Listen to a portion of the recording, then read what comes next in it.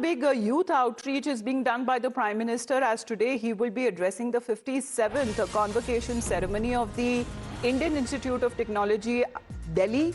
And he will address over 3,000 graduating students, including 587 PhD scholars who will be conferred with their degrees during the ceremony.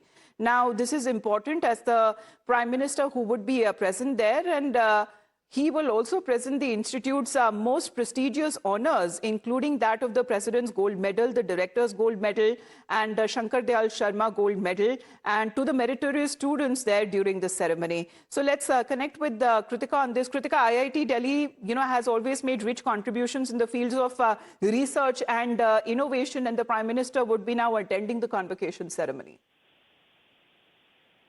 Exactly, Amita. In fact, he has also put out a tweet confirming this as well, that around 11 he will be among the students of IIT Delhi for their convocation.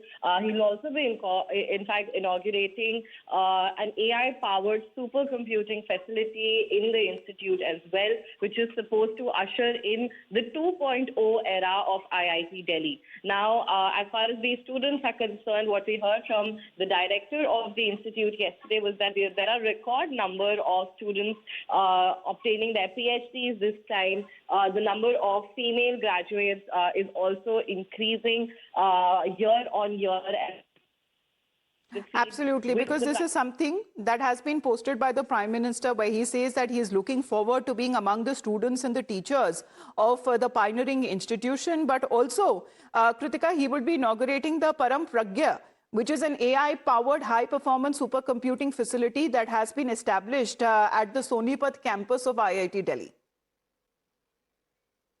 So this is going to be a state-of-the-art facility that is expected to significantly enhance the institute's capabilities in AI, in data science and advanced computing, and also interdisciplinary research. And the Prime Minister has said that IIT Delhi has always made rich contribution in the fields of research and innovation. So we'll be standing by for his address that happens later today.